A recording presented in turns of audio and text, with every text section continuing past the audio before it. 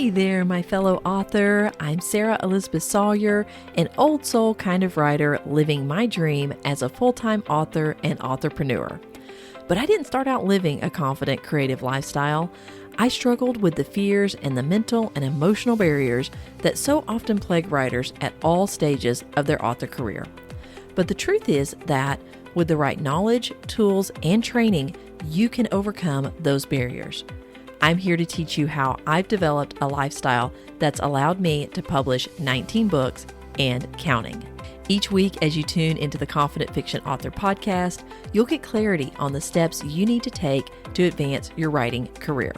Whether it's developing your ideal writing routine, tackling new skills like dictating your fiction, or overcoming the obstacles life throws your way, this podcast will help you live a more confident, creative lifestyle.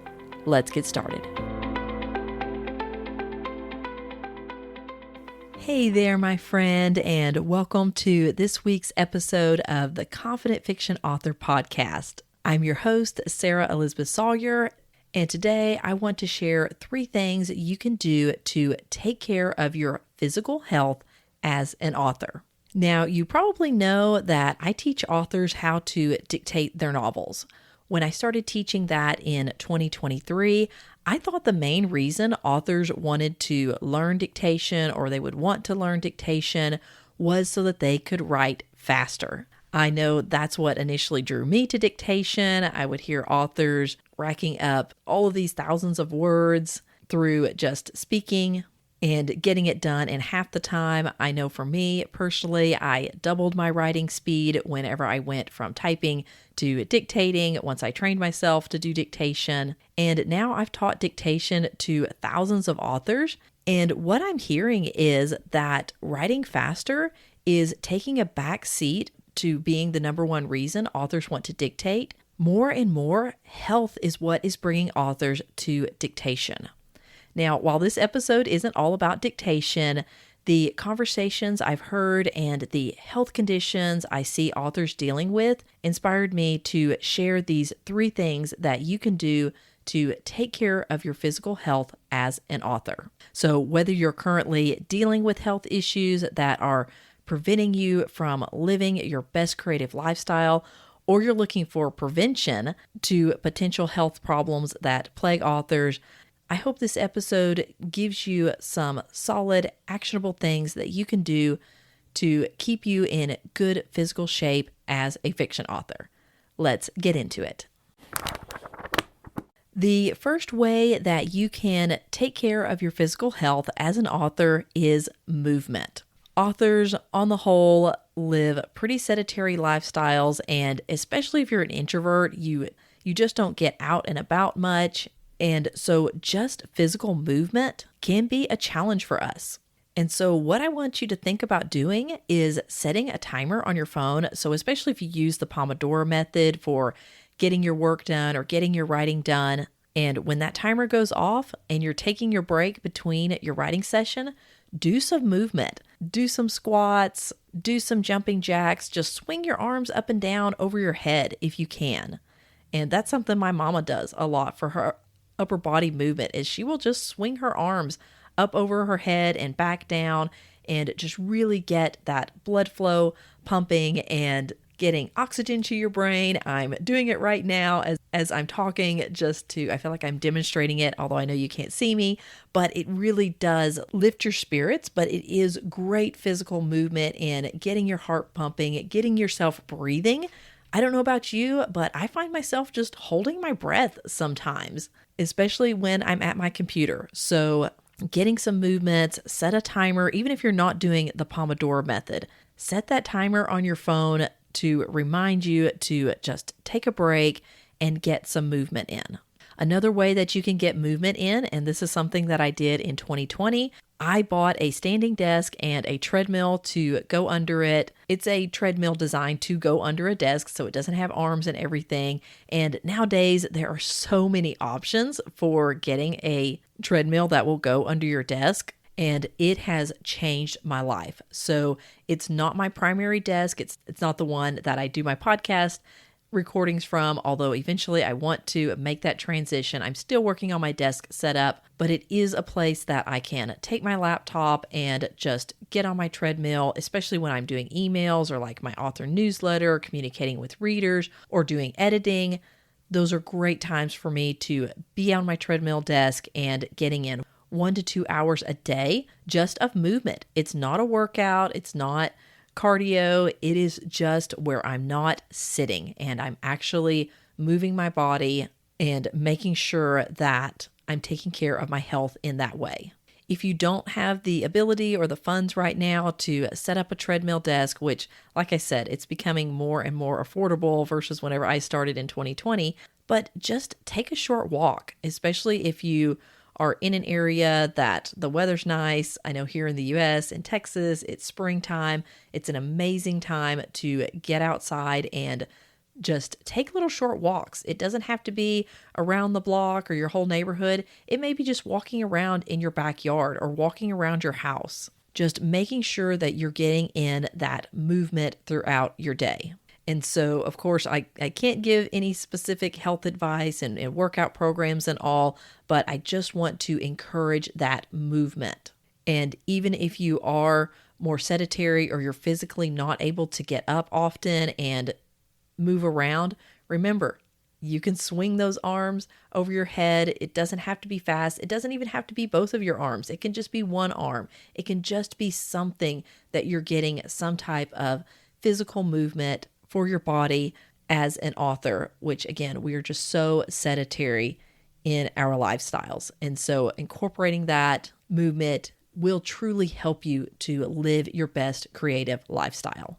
The second way that you can take care of your physical health as an author is guarding your eyes. So again, we look at the computer so much, and what I have learned is it is absolutely critical that I do look away from that computer screen every 20 minutes or so. I'm not the best at this, and it's something honestly that I should set a timer for to make sure that I'm doing it.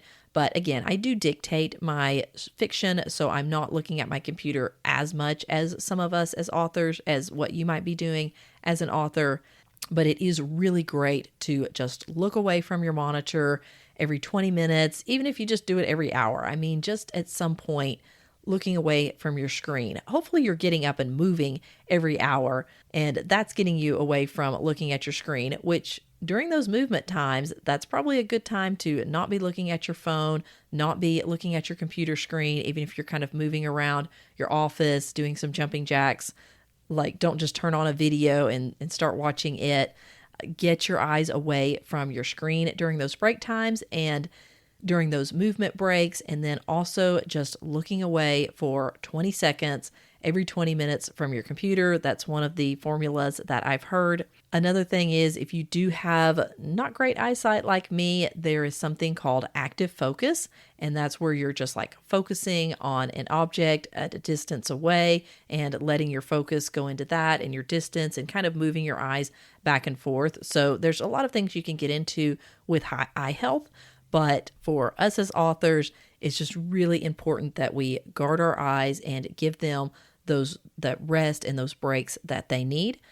The other thing is, if you do wear glasses, I highly recommend that you get computer glasses. And one author friend really got me on this, and he broke down the whole process in detail of what he did. And I was like, okay, I've got to do it. I've got to get computer glasses because I know I'm just causing myself more strain than needs to be there with wearing my regular glasses at my computer. So I'll give you a couple of tips here if you are someone who wears glasses and you want to go in and get computer glasses.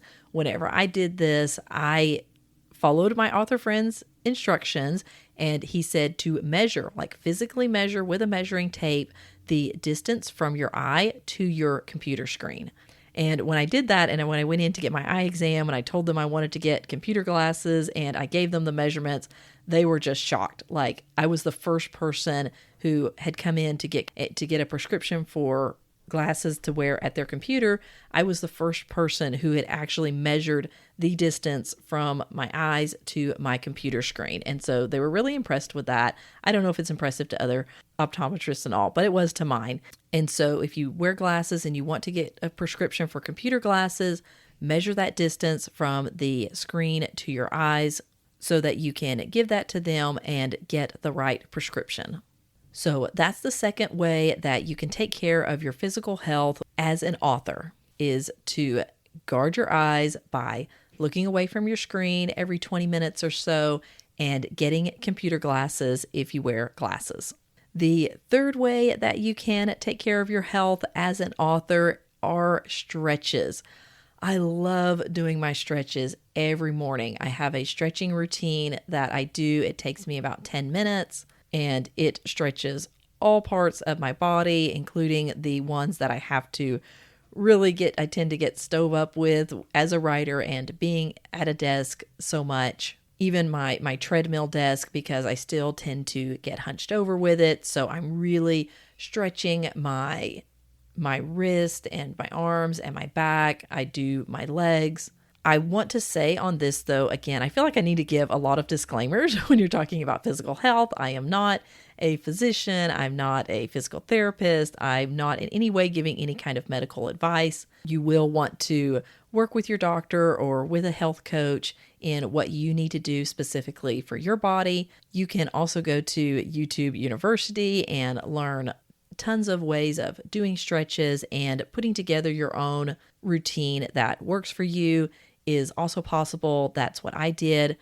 I will give just a bit of caution as you're looking at stretches to be careful, especially with your neck. That's something that we as authors, again, being at the computer so much, we can have that neck strain, but you want to be careful in the types of stretches that you do around your neck so that you don't cause injury. But stretches, this is what really can just help with that blood flow. It's energizing for me in the morning when I get my stretches in. They are not hard. Just a real quick one that my massage therapist recommended is reaching behind you and grabbing a door jamb at a low level, a medium level, and then upper, like above your head, and just letting that stretch your shoulder and really stretches out the muscles that I tend to hunch with whenever I'm at my computer. So just if that works for you, something to check out. Again, I'm not giving medical advice here, but I've just found that if I do my stretches, I really feel like I have done something to take care of my health. It reduces my pain and my strain and just general soreness in my body as an author. So stretches, consult with your physician or your therapist or YouTube, and put together a routine that you can do every day. This is a part of my morning routine, so be sure and do these stretches every day and really pay attention to what parts of your body are suffering the most and make sure that you're addressing it with not only the movement, but with stretches. If you don't really have time in your morning routine, stretches can be a great thing to do when you're taking those breaks throughout your day. So you're taking a break, letting your eyes rest, or you're doing the Pomodoro and you've done a writing sprint and now you're taking a break. That's a great time to just really get some stretches and stretch your body for your overall health. All right, to recap here, your 3 ways or 3 things you can do to take care of your physical health as an author are: number 1, movement. Just making sure that you're taking a break and you're taking a short walk, or you're getting a standing desk and a treadmill, or you're just swinging your arms over your head while you're sitting at your desk or in your chair. The first thing you can do is movement. The second thing is guarding your eyes, really making sure that you're looking away from the computer periodically.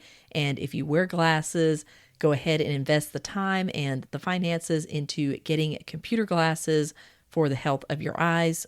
And then lastly are stretching. So consulting a medical professional if you need to, or working on putting together your own routine, just making sure that you're taking care of the pain points and you're keeping going consistently with your stretches every day.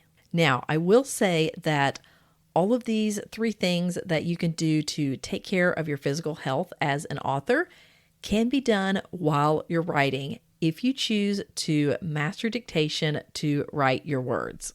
Authors I've taught have dictated in the gym while they're on the treadmill, or while out on walks, and even while lying down. So we're sitting so much at our desk, and one of the ways I love to dictate is to just lay down, just stretch out on the couch and dictate my words, and my body is in a completely relaxed and healthy position. I'm not straining my back, and it just really takes a lot of pressure off my entire body when I'm able to dictate. And another bonus is you don't need to look at the screen. So you're even taking better care of your eye health because you are being able to look away from the computer screen or your phone screen while you're getting your writing done. And I am so grateful I mastered dictation, and I'm now able to write all of my first drafts of fiction by simply speaking my words while I'm taking care of my body.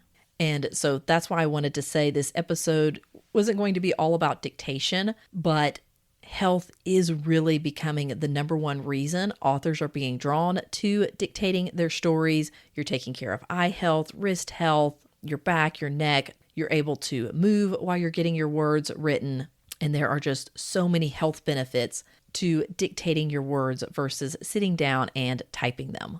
I also know from those conversations about what is drawing authors to dictation, especially with health conditions and health issues, is that they find dictation intimidating. You may not be sure how to get the tech working right, or how to make the mental shift from typing to speaking your words. I do have an episode specifically on dictation coming up very soon. But meanwhile, I want to invite you to go ahead and enroll in the Dictation Bootcamp for Authors. It kicks off April 29th with the pre-party. That's April 29th, 2025. It's a live event. I personally teach it, so we get in there and we really work on the first steps to you being able to dictate your fiction. Enrollment is now officially open for the Dictation Bootcamp for Authors.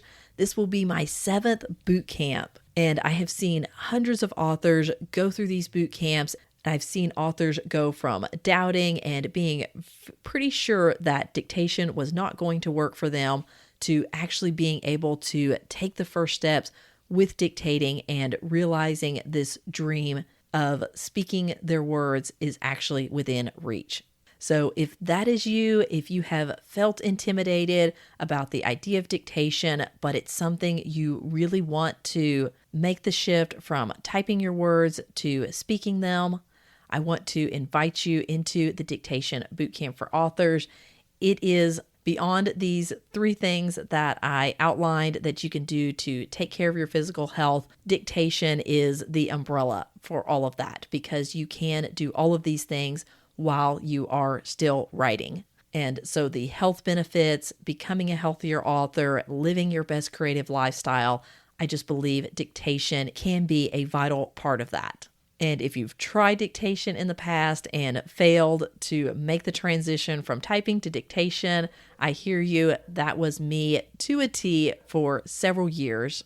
I was hung up on the tech challenges and the mental challenges of making the transition from typing my words to speaking them, but I finally mastered that, and that's why I am teaching authors how to dictate their fiction so that you can greatly shorten your learning curve and just have someone come alongside you who is confident. I am confident that you have the ability and the capability to learn how to dictate your fiction. So I would love to teach you how to do that inside my next Dictation Bootcamp.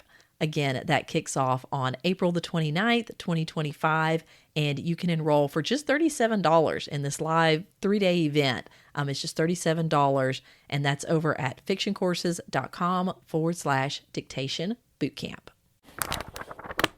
That is it for this week, my friend. I will see you in next week's episode of the Confident Fiction Author Podcast. Take care.